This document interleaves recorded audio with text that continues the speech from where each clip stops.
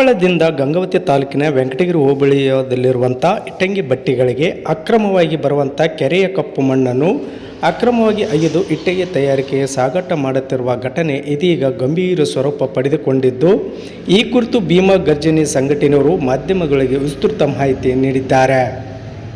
ರಾತ್ರಿ ವೇಳೆ ಸಂಘಟನೆ ಸದಸ್ಯರು ಚಹಾ ಕುಡಿಯಲು ಹೇಮಗುಡ್ಡ ಟೂಲ್ ಪ್ರದೇಶಕ್ಕೆ ಇಳಿದಾಗ ಲಾರಿಗಳಲ್ಲಿ ಸಿಗುವಂಥ ಫಲವತ್ತತೆಯ ಕೆರೆಯ ಮಣ್ಣನ್ನು ಎದುರು ನಾಟುವುದು ಸ್ಥಳದಲ್ಲಿ ವಾಹನವನ್ನು ನಿಲ್ಲಿಸಿ ವಿಚಾರಣೆ ಸ್ಪಷ್ಟವಾಗಿತ್ತು. ತಕ್ಷಣ ಈ ಸಂದರ್ಭದಲ್ಲಿ ಲಾರಿ ಮಾಲೀಕರು ಸಂಘಟನೆ ಜಿಲ್ಲಾಧ್ಯಕ್ಷರಿಗೆ ಹಣದ ಆಮಿಷ ಒಡ್ಡಿ ಈ ವಿಷಯವನ್ನು ಸಂಘಟನೆಯು ಆರೋಪಿಸಿದ್ದಾರೆ. ಆಮಿಷಕ್ಕೆ ಮಣಿಯದೆ ಈ ಅಕ್ರಮವನ್ನು ಎದುರುಗೊಳ್ಳುತ್ತಿದ್ದಾರೆ.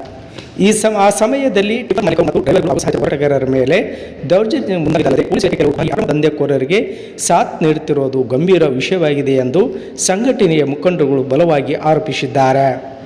ಈ ವಿಷಯವಾಗಿ ಸಂಘಟನೆಯವರು ಗ್ರಾಮೀಣ ಪೊಲೀಸ್ ಠಾಣೆಗೆ ದೂರು ನೀಡಲು ಹೋದಾಗ ಗಂಗಾವತಿ ಡಿವೈಎಸ್ಪಿ ಅವರು ಸಂಘಟನೆಯ ಸದಸ್ಯರಿಗೆ ಅಕ್ರಮವಾಗಿ ಸಾಗಾಟ ಮಾಡುತ್ತಿರುವ ಟಿಪ್ಪರ್ಗಳನ್ನು ಪ್ರಶ್ನೆ ಮಾಡುವ ಅಧಿಕಾರ ನಿಮಗೆ ಇರುವುದಿಲ್ಲ. ಹಾಗೇನಾದರೂ ಪ್ರಶ್ನೆ ಮಾಡಿದರೆ ನಿಮ್ಮ ಮೇಲೆ ರಾಬರಿ ಪ್ರಕರಣ ದಾಖಲಿಸಲಾಗುತ್ತದೆ ಎಂದು ಧಮಕಿ ಹಾಕಿರುವುದೆಂದು ಅತ್ಯಂತ ಖಂಡನೀಯವಾಗಿದೆ ಎಂದು ದಲಿತ ಸಂಘಟನೆ ಸಮಿತಿಯ ಭೀಮಾ ಗರ್ಜನೆಯ ಜಿಲ್ಲಾಧ್ಯಕ್ಷರಾದ ಅಜಯ್ ಕುಮಾರ್ ಚಲವಾದಿ ಅವರು ಗಂಭೀರವಾಗಿ ಆರೋಪಿಸಿದ್ದಾರೆ.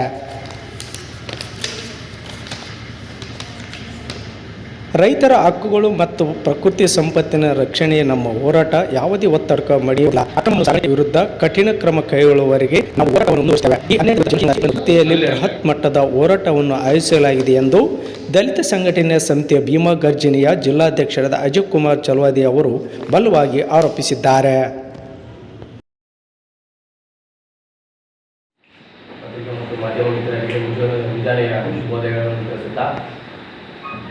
ಈ ಒಂದು ಪ್ರೆಸ್ ಮೀಟ್ನ ಉದ್ದೇಶ ಏನೆಂದರೆ, ಗಂಗಾವತಿಯ ಗ್ರಾಮೀಣ ಭಾಗದಲ್ಲಿ ಅತಿ ಹೆಚ್ಚಾಗಿ ರೈತರ ಸಂಪತ್ತಾಗಿರುವ ಕೆರೆ ಮಣ್ಣನ್ನು ರೈತರಿಗೆ ಒಂದು ಉಪಯೋಗವಾಗುವಂತಹ ಕೆರೆ ಮಣ್ಣನ್ನು ಸರ್ಕಾರವು ರೈತರಿಗೆ ನೀಡಬೇಕಾದಂಥ ಕೆರೆ ಮಣ್ಣನ್ನು ಗಂಗಾವತಿಯ ಮತ್ತು ಕೊಪ್ಪಳದ ಕೆಲವು ದಂಧೆಕೋರರು ಅಧಿಕಾರಿಗಳ ಒಂದು ಕುಮ್ಮಕ್ಕಿನಿಂದ ರಾತ್ರೋರಾತ್ರಿ ಯಾವುದೇ ಒಂದು ಅಧಿಕಾರಿಗಳ ಭಯವಿಲ್ಲದೆ ಮತ್ತು ಸರ್ಕಾರಕ್ಕೆ ಒಂದು ರಾಯಲ್ಟಿ ಕಟ್ಟದೆ ಸರ್ಕಾರಕ್ಕೆ ಮೋಸ ಮಾಡುತ್ತಾ ರಾತ್ರೋರಾತ್ರಿ ಅಕ್ರಮ ಕಳ್ಳ ಸಾಗಾಟೆಗಳನ್ನು ನಡೀತಾ ಇದೆ. ಈ ವಿಚಾರವಾಗಿ ಅನೇಕ ಬಾರಿ ನಾವು ಸಂಬಂಧಪಟ್ಟ ಇಲಾಖೆಗಳಿಗೆ ಮತ್ತು ಸಂಬಂಧಪಟ್ಟ ಅಧಿಕಾರಿಗಳಿಗೆ ಒಂದು ಸಾಕ್ಷಿ ಮುಖಾಂತರ ಸಾಕ್ಷಿ ಸಮೇತ ನಾವು ಮನವಿ ನೀಡಿದ್ರು, ದೂರು ನೀಡಿದ್ರು. ಇವತ್ತಿಗೂ ಯಾವುದೇ ರೀತಿಯಾದಂಥ ಕ್ರಮಗಳು ಜರುಗಿಲ್ಲ. ನಿನ್ನೆ ಒಂದು ಇನ್ಸಿಡೆಂಟ್ ಆಗುತ್ತೆ. ನಿನ್ನೆ ಒಂದು ಸುಮಾರು 4/4/2026 ರಾತ್ರಿ 10 ಗಂಟೆ ಸುಮಾರಿಗೆ ನಮ್ಮ ಸಂಘಟನೆಯ ಯುವ ಘಟಕ ಅಧ್ಯಕ್ಷರಾದಂಥ ಯಮೂರ್ ಮಾದಿಗ ಅವರು ಮತ್ತು ಅವರ ಸಹಚರರಾದಂಥ ಉಮೇಶ್ ಅವರು ನಮ್ಮ ಸಂಘಟನೆಯ ಸದಸ್ಯರಿದ್ದಾರೆ.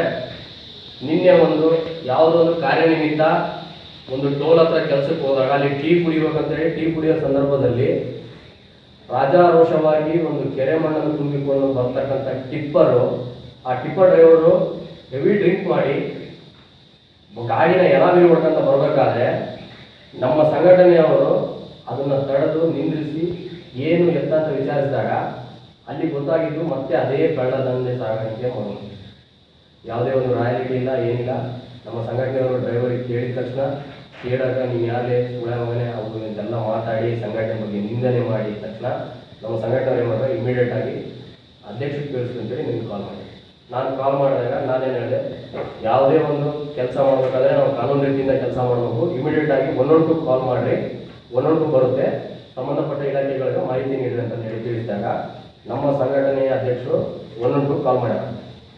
112 ಕಾಲ್ ಮಾಡಿದ ಮೇಲೆ ಅಲ್ಲಿ ಸ್ಥಳದಲ್ಲಿ 112 ಕಾಲ್ ಬರೋಕ್ಕಿಂತ ಮುಂಚೆ ನಾವು ಹೇಳಿದ್ರು 112 ಫೋನ್ ಮಾಡಿದ್ರಿಲ್ಲ ಅಂತೇಳಿ ಆ ಟಿಪ್ಪರಿಂದ ಬಂದಂಥ ಟಿಪ್ಪರ್ ಓನರು, ಡ್ರೈವರು ಮತ್ತು ಅವರ ಸಹಚಾರಿಗಳು ನಮ್ಮ ಅಧ್ಯಕ್ಷರ ಮೇಲೆ ಹಲ್ಲೆ ಮಾಡ್ತಾರೆ.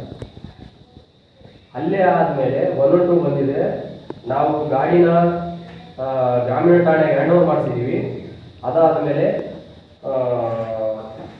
ಹಲ್ಲೆ ಆಗಿರ್ತಕ್ಕಂಥ ನಾವು ಹಲ್ಲೆ ಮಾಡಿರ್ತಕ್ಕಂಥ ವ್ಯಕ್ತಿಗಳ ಮೇಲೆ ಕಾನೂನು ಕ್ರಮ ಜರುಗಿಸಿ ಅಂತಂದೇಳಿ ನಾವು ಒಂದು ಲೆಟರ್ ಕೊಡ್ತೀವಿ, ಕಂಪ್ಲೇಂಟ್ ಕಾಪಿ ಕೊಡ್ತೀವಿ.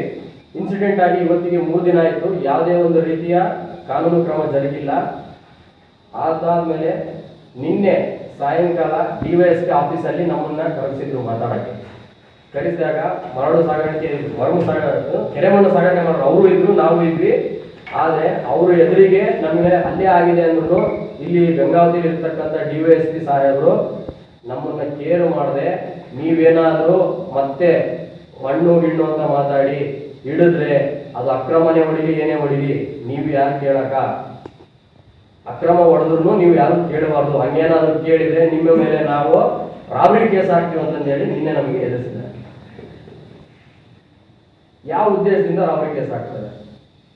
ನಿನ್ನೆ ಟಿಪ್ಪರ್ ಅವ್ರ ಕಡೆಯಿಂದ ಒಂದು ಲೆಟರ್ ತಗೊಂಡಿದ್ದಾರೆ, ನಮಗೆ ಸರ್ ಇವ್ರು ಬಂದು ರಾಬರಿ ಮಾಡ್ಯಾರ, ಗಾಡಿ ನಿಲ್ಲಿಸಿ ನಮ್ಮ ಡ್ರೈವರ್ಗಳನ್ನ ಹೊಡೆದು ರಾಬರಿ ಮಾಡ್ಯಾರ ಅಂತಂದೇಳಿ ಟಿಪ್ಪರ್ ಅವ್ರ ಕಡೆಯಿಂದ ಒಂದು ಲೆಟರ್ ತಗೊಂಡ್ರ.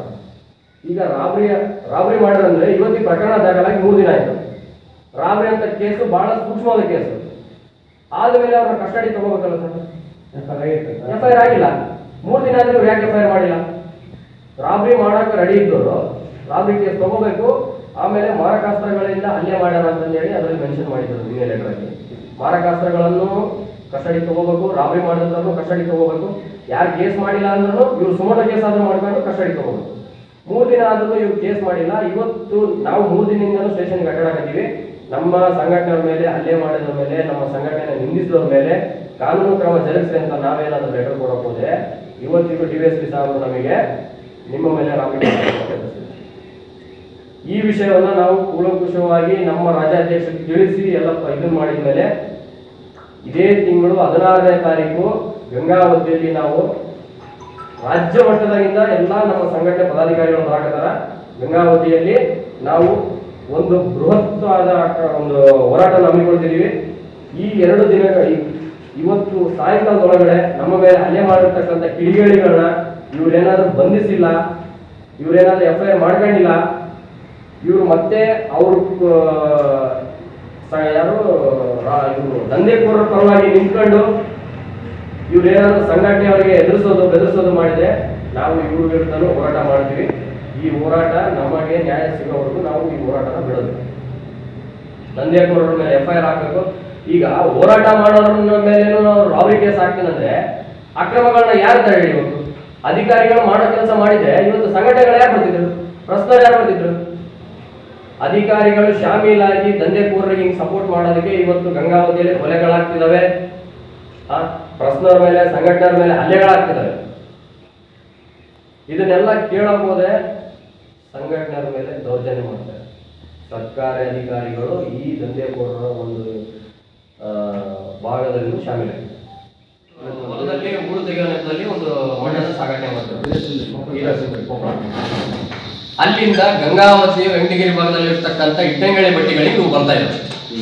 ಇದರಲ್ಲಿ ಗಂಗಾವತಿಯಲ್ಲಿ ಇಟ್ಟಂಗಳಿ ನಡೆಸ್ತಕ್ಕಂಥ ಕೆಲವು ವ್ಯಕ್ತಿಗಳು ಶಾಮೀಲಿದ್ದಾರೆ. ಅವರು ತಮ್ಮ ಇಟ್ಟಂಗಳಿ ಬಟ್ಟಿಗೆ ಒಂದು ಕೆರೆ ಮಣ್ಣು ಬೇಕನ್ನೋ ಸಲುವಾಗಿ ಇಲ್ಲಿ ಅಧಿಕಾರಿಗಳ ಯಾವುದೇ ಒಂದು ಭಯ ಇಲ್ಲ ಅಂದ್ರೆ ಅವರು ನಾವು ಅದೇನ್ ಬಂದ್ರು ನಾವು ನೋಡ್ಕೊಳ್ತೀವಿ ಅಂತ ಹೇಳಿ ಡೈರೆಕ್ಟ್ ಆಗಿ ತರಿಸ್ಕೊಳ್ತಿದ್ದಾರೆ. ಆಮೇಲೆ ನಾನು ನನ್ನ ಹತ್ರ ಒಂದು ರೆಕಾರ್ಡ್ ಇದೆ ಸರ್, ತಮ್ಗೆಲ್ಲರಿಗೂ ರೆಕಾರ್ಡ್ ಕೊಡ್ತೀನಿ. ರಾಜಾರೋಷವಾಗಿ ಓಪನ್ ಆಗಿ ಕೆರೆ ಮಣ್ಣು ಸ್ಟಾರ್ಟ್ ಆಗಿದೆ, ಗಂಗಾವತಿ ಸ್ಟೇಷನ್ ಆಯ್ತು, ಏನಾಯ್ತು ಅದೇನ್ ನೀವೇ ನೋಡ್ಕೊಂಡು ಮಂತ್ರಿ ಮಗು ನೀವೇ ಮಾತಾಡ್ಕೋಬೇಕು, ಅದೇನ್ ಬಂದ್ರು ನಿಮ್ ಜವಾಬ್ದಾರಿ, ಗಾಡಿ ಕಳಿಸ್ರಿ ಅಂತ ಹೇಳಿ ಡೈರೆಕ್ಟ್ ಆಗಿ ಮಾತಾಡ್ತಾರೆ. ಅದು ಇರ್ಲಿ, ಈಗ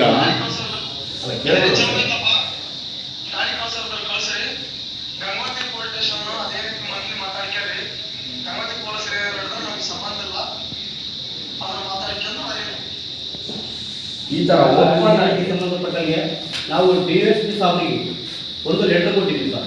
ಎಲ್ಲಿಂದ್ರೆ ಕೊಪ್ಪಳ ಮಾರ್ಗದಿಂದ ಸಿಂಧೋಗಿ, ಚಿಕ್ಕಸಿಂಧೋಗಿ, ಗೋಚಿನಾಳು, ರಾಮನಾಳು ಮತ್ತು ಬೂದಿಯಾಳು ಪಕ್ಕದಲ್ಲಿರ್ತಕ್ಕಂಥ ಸರ್ಕಾರಿ ಲ್ಯಾಂಡ್ ಮೇಲೆ ಏನು ಕಪ್ಪು ಮಣ್ಣು ಅಕ್ರಮ ಸಾಗಾಟ ನಡೀತಿದೆ.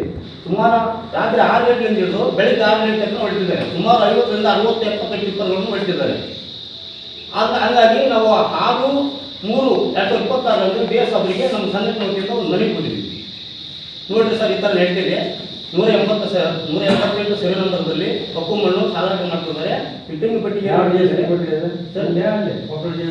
ಇಲ್ಲಿ ನಮ್ಮ DSP ಸಾಹೇಬ್ ಅಲ್ಲ, ಸುಮಾರು ಮತ್ತೆ ಮನೆ ನಾವು ಬೇರೆ ಕೆಲಸಕ್ಕೆ ಹೋದಾಗ ಬರ್ಬೇಕಾದ್ರೆ 31/3 ಮೊನ್ನೆ 31/3/2026 ಅಧಿಕ ಸ್ಫೋಟ ತಗೊಂಡಿದ್ದೀವಿ. ಸುಮಾರು ಟಿಪ್ಪರ್ಗಳು ಅಲ್ಲೇ ಹೋಗ್ತದೆ. ಅಂದರೆ ಇವು ಯಾವುದೇ ರೀತಿಗೆ ಕ್ರಮ ಕೈಗೊಂಡಿಲ್ಲ ಅಧಿಕಾರಿಗಳಾಗಿರ್ಬೋದು. ಆಮೇಲೆ DMT ಸಾಧಿಗೆ ಒಂದು ಹೈಸ್ಕಲ್ ಲ್ಯಾಂಡ್ನಲ್ಲಿ ಸುಮಾರು ಟ್ಯಾಕ್ಟ್ರಿ ಮುಖಾಂತರ ಕೆಂಪು ಮಣ್ಣು ಸ್ಟಾರ್ಟ್ ಮಾಡಿದ್ದಾರೆ. ಅದನ್ನು GPS ಫೋಟೋ ಮುಖಾಂತರ ತಗೊಂಡು ಕಂಪ್ಲೇಂಟು ನಮ್ಮ DMT ಸಾಧಿಗೆ ಕೊಟ್ಟಿದ್ವಿ. ಏನಂದ್ರೆ ಮನೆ 31/3/2026 ಕೊಟ್ಟು ಬರಬೇಕಾದ್ರೆ ಇವು ಟಿಪ್ಪರ್ ಕೂಡ ಹಂಗೆ ರಾತ್ರಿ ಚಲಾವಣೆ ಆಗ್ತಾನೆ ಇದ್ವು.